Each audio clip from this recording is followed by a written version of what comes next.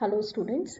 इस video lecture में हम इवोल्यूशन की बात करेंगे। इवोल्यूशन आपका एक बहुत इंपॉर्टेंट टॉपिक होता है जिसमें कि हम during the course of time हमारी जो डिफरेंट स्पीशीज़ हैं उसमें किस तरह से चेंजेस आते हैं, किस तरह से वेरिएशंस क्रिएट होते हैं, उनका क्या रीज़न रहता है, उनसे रिलेटेड क्या थ्योरीज हैं जो कि आप इवोल्यूशन जो साइंस की ब्रांच है उसमें हम उसको देखते हैं। तो इवोल्यूशन का जो सबसे बेसिक टॉपिक है उससे हम इसको शुरू करने जा रहे हैं, जिसमें हम स्टडी करेंगे ओरिजिन ऑफ लाइफ। तो ओरिजिन ऑफ लाइफ जो है इसको हम डिफरेंट डिफरेंट थियरीज के थ्रू, जो क्लासिकल थियरीज थी, इस वीडियो लेक्चर में हम उन क्लासिकल थियरीज को डिटेल में स्टडी करेंगे। Study of living organisms such as plant, animal and human etc. is the active area of life sciences. Now question is, how will you define life? Life is defined as the ability of an organism to reproduce, grow, produce energy through chemical reactions to utilize the outside material. तो इस तरह से हम किसी भी life को define कर सकते हैं। यानी लाइफ की डेफिनेशन में हम रिप्रोडक्शन वर्ड को यूज़ करते हैं, ग्रोथ को यूज़ करते हैं, इसके साथ हम एनर्जी की बात करते हैं। ठीक है, तो ये सभी वर्ड्स जो हैं ये आपकी लाइफ को इंडिकेट करती है, लाइफ को डिफाइन करती है। But scientists and philosophers had tried to understand two important questions related to life: how life originated on Earth and how different kind of organisms are formed in the world. So the first question is how Earth formed and how its internal structure support the life. तो सबसे पहले जो हमारा question है that is how life originated on earth. Life originate कैसे हुई उसको समझने के लिए हम पहले थोड़ा सा हम ब्रीफ में अर्थ को देखेंगे कि अर्थ क्या है। Evidences suggest that Earth and other planets in solar system came to existence around the 4.5 to 5 billion years ago. यानी लाइफ ऑफ अर्थ जो है वो 4.5 to 5 billion years मानी जाती है। Earth originally had two component, solid mass lithosphere and surrounding gaseous envelope atmosphere. यानी कि अर्थ जो है उसको हम दो पार्ट्स में डिवाइड कर सकते हैं। एक तो एटमॉस्फेयर वर्ड को हम बहुत अच्छे से समझते हैं, हम इससे वाकिफ हैं। लिथोस्फीयर जो जिस पे हम रहते हैं, जिस पे लिविंग ऑर्गेनिजम्स प्रेजेंट है, यानी सॉलिड मास जो है वो लिथोस्फीयर है और गैसेस सराउंडिंग जो है वो क्या है, एटमॉस्फेयर है। Once the temperature of primitive earth cool down below, यानी 1000 डिग्री सेंटीग्रेड जब वो कूल डाउन ही, पहले हमें पता है कि अर्थ जो है वो एक अलग अलग थेरीज हैं अर्थ के फॉर्मेशन से रिलेटेड भी, कि ऐसा माना जाता था कि ये एक पहले फायरिंग बॉल की तरह थी जिसमें कि जिसका टेम्परेचर बहुत ज़्यादा था। धीरे धीरे वाटर का बना, वाटर के इवोपरेशन से और रेन वाटर से धीरे धीरे अर्थ का टेम्परेचर जो है वो कम होने लगा और ये जब टेम्परेचर 100 डिग्री सेंटीग्रेड के करीब हुआ तब हमने इसके लिक्विड कंपोनेंट को कहा हाइड्रोस्फीयर। ठीक है, the earth formed of the formed earth consist of 3 part as given in. तो यहाँ पे अर्थ जो है वो 3 पार्ट्स में डिवाइडेड मानी जाती है, ब्रायोस्फीयर, पायरोस्फीयर एंड लिथोस्फीयर। तो बायोस्फीयर जो है is the central core of the earth. It is filled with molten magma with large quantity of iron and निकल। तो यहाँ पे मैग्मा जो है वो आयरन और निकल का माना जाता है। ब्रायोस्फीयर ऑफ 2 जोन, inner core zone and outer core zone. तो इनर कोर जोन जो है ये लगभग 800 माइल्स का है, जबकि आउटर कोर जोन जो है ये 1400 माइल्स रेडियस का है। Pyrosphere is the middle part of the earth and also known as mantle. Pyrosphere जो है ये मिडिल पार्ट होता है जिसे हम मेंटल वर्ड भी यूज करते हैं। इसमें आपके silica, manganese and magnesium present है। Lithosphere it is the outer most region of the earth and also known as crust. तो जो हमारा आउटर रीजन है इसे हम लिथोस्फीयर कहते हैं और ये हमारा क्रस्ट कहलाता है और इसमें basically silica and aluminium present है। Now the next question, what will be the prerequisite of life on earth? यानी अर्थ हमारे अर्थ में ऐसी कौन कौन सी रिक्वायरमेंट है जिसकी वजह से हम कह सकते हैं कि यहाँ पे लाइफ हो सकती है, यानी कि देखिए हमारे अदर प्लैनेट्स भी हैं जहाँ पे कि अभी लाइफ को सर्च किया जा रहा है, या कंडीशंस देखी जा रही हैं कि वहाँ पे कोई भी लाइफ जो है वो ओरिजिनेट हो सकती है या सरवाइव कर सकती है क्या। तो बहुत सारे ऐसे रिक्वायरमेंट्स होती हैं जो कि डिफाइन करती हैं कि एक अर्थ पे लाइफ एग्जिस्ट कर सकती है या नहीं कर सकती है। तो इसी कंसर्न में हम ये अगर देखना चाहें कि अर्थ जो है उस पे कोई लाइफ सस्टेन कर सकती है या नहीं, तो उसमें कौन कौन से रिक्विजिट्स हैं। There are 3 multiple conditions to earth to support the life on earth. These are primitive earth with little or no oxygen. तो जो पहले वाली अर्थ थी उसमें हम कहते हैं कि वहाँ पे ऑक्सीजन नहीं थी, यानी वहाँ का एनवायरनमेंट जो था वो कैसा था, रिड्यूसिंग एनवायरनमेंट था। ठीक है, सॉरी, रिड्यूसिंग एनवायरनमेंट नहीं था, रिडक्शन जो है वो ऑक्सीजन की प्रेजेंस होती है। ठीक है, earth originally had a reducing environment due to presence of hydrogen and hydrogen compound with water. ठीक है, तो यहाँ पे क्या था, हाइड्रोजिंग रिड्यूसिंग एनवायरनमेंट था, और वाटर जो हाइड्रोजन जो था वो in the form of water present था, मीथेन प्रेजेंट था या अमोनिया प्रेजेंट था। Due to gravitational force these gases remain within the atmosphere of the primitive earth. तो ग्रेविटेशनल फोर्स की वजह से ये जो गैसेज थी, ठीक है, कौन कौन सी गैसेज, मीथेन, अमोनिया, ये primitive earth पे present थी। The reducing environment of the primitive earth will help to synthesize organic compounds from interaction of the inorganic substance। तो चूंकि ऑक्सीजन नहीं थी, रिडक्शन नहीं हो सकता था, इसलिए जो पहले की गैसेस थी या पहले के जो कंपाउंड थे इनमें इंटरेक्शन हो सकता था। आज ऐसी कंडीशन नहीं है, आज की ऑक्सीजन प्रेजेंट है तो हर एक कंपाउंड जो है उसका रिडक्शन हो जाता है, जिसकी वजह से कंपाउंड जो है वो बन नहीं पाते हैं। Inorganic raw material for origin of life, inorganic material in the earth interact to form the organic material required to produce life. Energy sources, the energy source on the primitive earth came from the following sources: solar radiations, electric discharge, volcanic eruptions, heat, cosmic rays and radioactive decays। तो यहाँ पे हम देखेंगे कि ये सारे points जो हैं वो आपके एनर्जी के सोर्सेस हैं। Infinite time, as per estimate it took almost 1 billion years from the formation of earth to appear of life. Such a long time is needed for the chemical reactions to occur without the help of enzyme। तो ये reactions होने में इतना वक्त क्यों लगा या इतना टाइम क्यों लगा अर्थ की फॉर्मेशन के लिए? Because the absence of enzymes. हमें पता है कि केमिकल रिएक्शंस को स्मूथली रन कराने के लिए, उनके रेट ऑफ रिएक्शंस को टाइम जो है उसको कम करने के लिए एंजाइम्स जो हैं वो ज़रूरी होते हैं। ठीक है, now coming to our first question, how life originated on earth. 6 major theories are proposed to explain the origin of life on earth।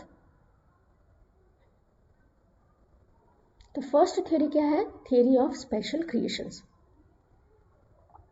ये एक तरह से कुछ आप ये कह सकते हैं कि इमेजिनरी थेरीज की हम डिस्कशन कर रहे हैं, जो अभी हम 6 थेरीज देखेंगे, कुछ उसमें से एक्सपेरिमेंटल बेस्ड भी हैं।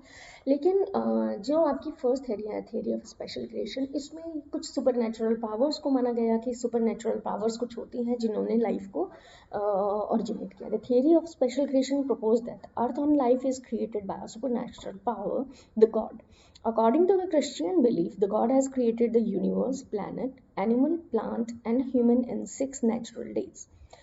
Similar belief also been proposed by other religions as well. These beliefs in the theory of special creations.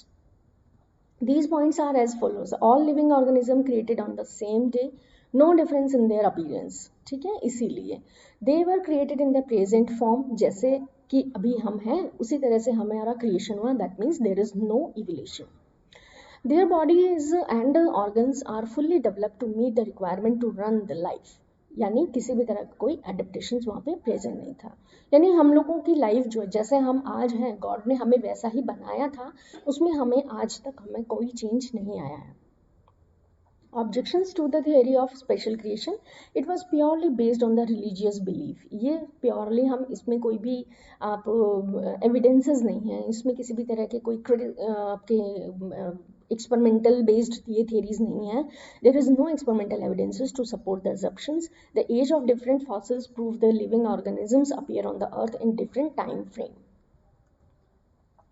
The theory of special on spontaneous generation, the theory of spontaneous generation or abiogenesis assume that non-living material in the spontaneous manner give rise to life. Second theory जो है ये आपकी spontaneous generation है. इसमें कहा जाता है कि ये जो थे जो ऑर्गेनिजम्स हैं उनका अपने आप से अचानक से according to the requirement of environment उनका जनरेशन हुआ था. The theories of spontaneous generation और abiogenesis assume that non-living material in a spontaneous manner give rise to life. There are several observations supporting this theory, which are as follows. Hair of horse tail dipped in the water give rise to horse hair worm Gordius. Fly larvae develop to rotten meat. In ancient Egypt, it was believed that frog, snake, crocodile in mud of Nile River warmed with sun. Van Holman claimed that he produced mice from the dirty shirt and handful of wheat grain kept in the dark cupboard in 3 weeks. Evidences against the theory of spontaneous generation. The theory of spontaneous generation was criticized by the Lorenzo Spallanzani, Francisco Redi, and Louis Pasteur. These great scientists performed well-designed scientific experiments to disprove the theory of spontaneous generation.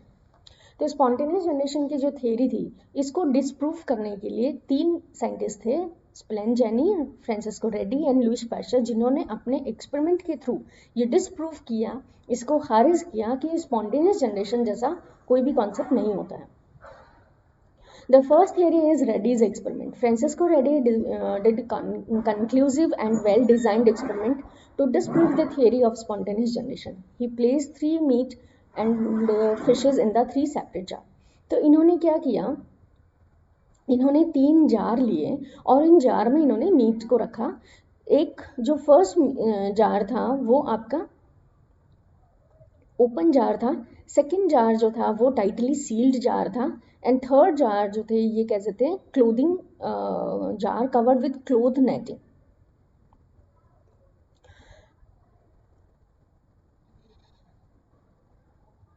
The meat and fishes decayed in all the 3 jars and attracted flies. First jar में क्या होगा, flies enter करती है, egg ले करती है and eventually gave birth the new larvae. Whereas in the jar 2, flies could not be able to enter and no larvae was found in the jar. तो second जो आपका था उसमें जब फ्लाई उसमें एंटर ही नहीं हो सकती तो वहाँ पे वो किसी तरह का एग को प्रोड्यूस नहीं कर सकती है. But flies laid egg on the girls that produce larvae. This has conclusively proved that organism arise from the pre-existing organism rather than non-living material. ठीक है, तो यहाँ पे भी इन्होंने जो थर्ड जो था उसमें इन्होंने देखा कि लार्वी जो है वो क्लोथ्स पे प्रेजेंट है, तो वहाँ पे मीट में जो है किसी भी तरह का कोई प्रोड्यूस नहीं होता है. तो हम ये कह सकते हैं कि लाइफ जो होती है वो प्री एग्जिस्टिंग लाइफ से ही ऑरिजिनेट होती है. Spallanzani's experiment. The experimental setup is given in the figure. यहाँ पे हम सेकंड जो थे आपके साइंटिस्ट स्प्लेंजेनी ने ये बताया कि किस तरह से जो है स्पॉन्टेनियस जनरेशन जैसा कोई कॉन्सेप्ट नहीं होता है. In the designed experiment to test the validity theory of spontaneous generation, in this experiment, Spallanzani has prepared animal or vegetal broth and boiled them for several hours, and then either remained open or sealed immediately. These broth remained free from organisms' growth. He concluded that higher temperature boiling had killed all the microorganisms, and in the absence of microorganism, life could not appear. The broth left open and exposing the sealed broth slow growth of the microorganism. तो इन्होंने क्या किया, जो भी का material था उसको इन्होंने हीटेड किया. हीट करने की वजह से जितने भी उसमें जो लाइफ एग्जिस्टिंग कर रही थी कुछ लार्वीज के एग्स की वजह से या लार्वीज की इटसेल्फ की वजह से, तो वो क्या हुआ आपका हीट की वजह से वो सब डिस्ट्रॉय हो गया. उन्होंने उसके बाद में उसको कूल किया. कूल करने के बाद एक जार को उन्होंने ओपन रखा एंड सेकंड को उन्होंने कवर किया. कवर करने की वजह से वहाँ पे किसी भी तरह की कोई ग्रोथ नहीं हो सकी, जबकि उन्होंने ओपन जब किया तो उसमें माइक्रो ऑर्गेनिजम्स की ग्रोथ उन्हें मिली. थर्ड साइंटिस्ट थे लुइस पास्चर. उनका एस शेप्ड कर्व जो है ये एक एक्सपेरिमेंट था जिसमें इन्होंने किस तरह से इसको करा. He took away have infusion in the flask and boiled for the several times. After cooling, the stem condensed into the lower part of the tube and act as barrier to stop the entry of microorganisms.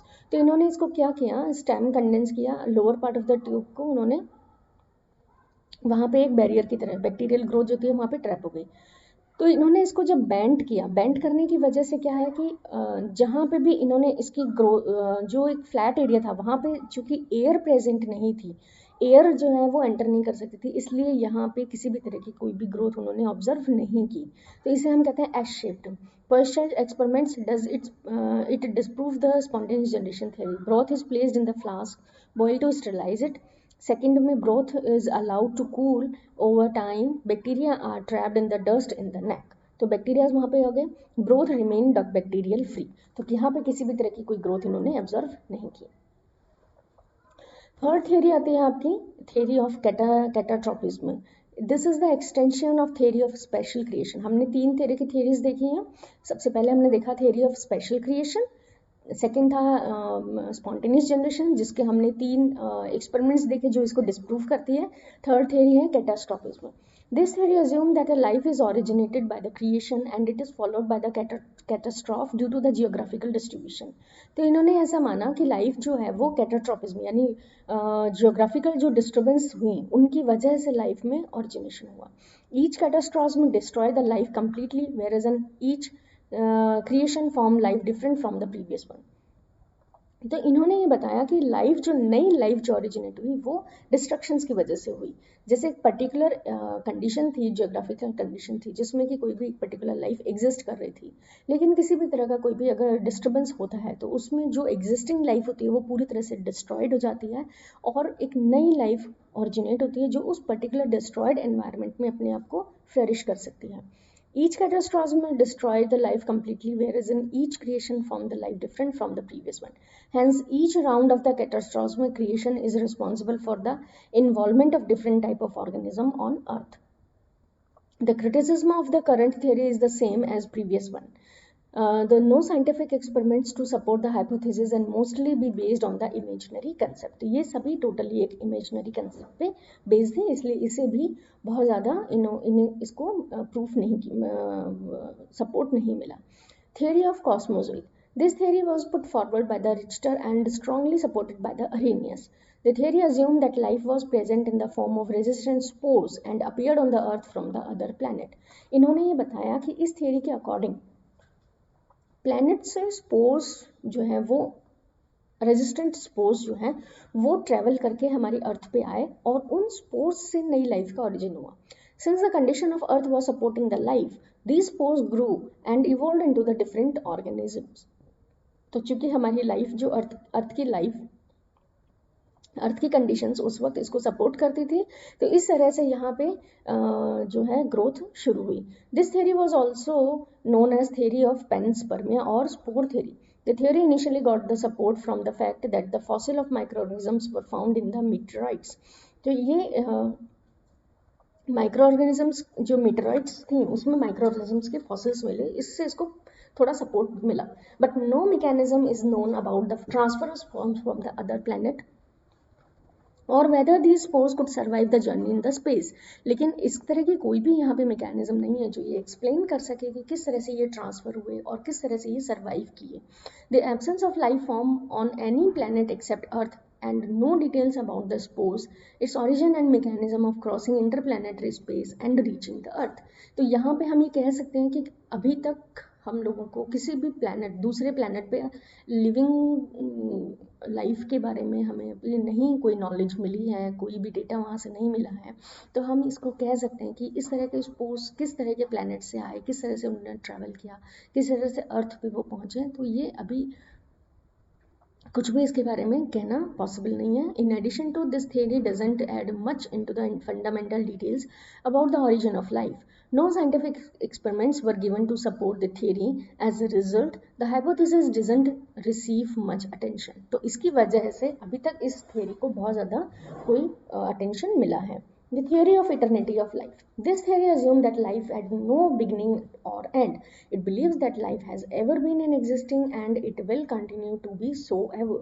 It further believes that there is no questions of origin of life as it has no beginning or end. This theory is also known as a steady state theory.